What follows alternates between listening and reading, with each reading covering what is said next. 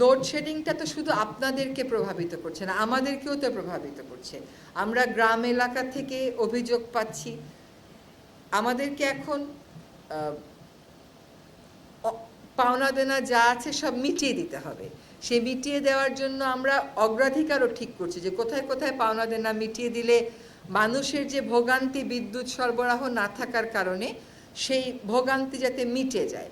কাজে সেখানেও একটা কথা গতকাল বলা হয়েছে যে আমরা চেষ্টা করব 2-3 সপ্তাহের মধ্যে এই সমস্যাটার একটা সমাধানে পৌঁছে যেতে।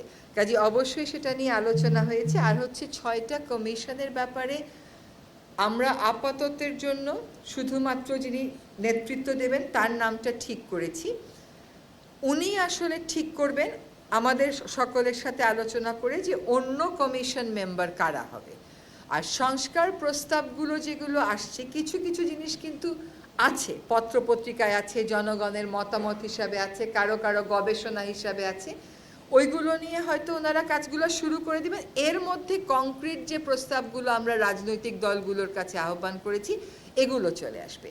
ফলে ওনাদের টার্মস অফ রেফারেন্স ঠিক করতে বা কর্মপরিধি ঠিক করতে আমাদের হয়তো আরও 2 থেকে 3 সপ্তাহ লাগবে। কিন্তু আমরা মনে করেছি যে এই 2 থেকে 3 সপ্তাহ বসে না থেকে হাতে যা আমাদের আছে তা নিয়ে ওনারা শুরু করুক। এবং ওনারা কোথায় বসবেন, এটা যে মন্ত্রিপরিষদ বিভাগ সাচিবিক সহযোগিতা দেবে এটা ঠিক হয়েছে, কোথায় বসবেন এটাও মোটামুটি একটা ধারণা আমরা করছি।